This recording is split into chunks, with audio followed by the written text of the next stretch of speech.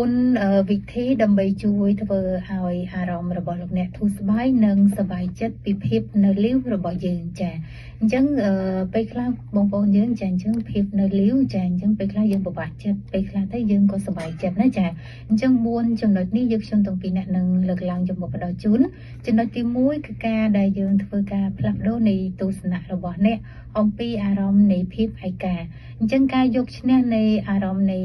ភាពសោកសៅនិងភាពឯកាដែលអ្នកកំពុងតែមានវាពិតជាមានសារៈសំខាន់ណាស់សម្រាប់សុខភាពផ្លូវចិត្តរបស់យើងពីព្រោះអ្នកនឹងអាចទទួលបាននៅវិញនៅអារម្មណ៍ល្អៗចំណុចទី2គឺការបដោតនៃការយកចិត្តទុកដាក់ទៅលើគោលដៅរបស់ខ្លួនការដែលស្វែងរកនៃគោលដៅផ្សេងក្រៅពីស្នេហាក៏ដូចជាអាជីពការងារគ្រួសារឬក៏មិត្តភ័ក្តិក៏អាចជួយឲ្យមានអារម្មណ៍ថាជឿជាក់និងទទួលបាននៃទំនុកចិត្តនិងផ្ដល់នៃសេចក្តីស្រឡាញ់ចំពោះខ្លួនឯងបានកាន់តែច្រើនផងដែរចា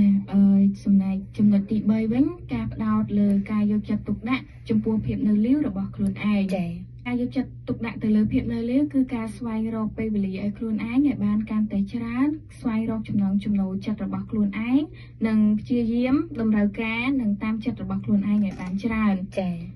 ហើយចំណុចទី4បញ្ចប់ការប្រៀបធៀបខ្លួនឯងចំពោះអ្នកដទៃចំណុចនេះក៏វាជាកត្តាមួយដ៏សំខាន់ផងដែរដែលអ្នកគួរតែជៀសវាងចំពោះការប្រៀបធៀបចំពោះខ្លួនឯងទៅលើអ្នកដទៃពីព្រោះការប្រៀបធៀប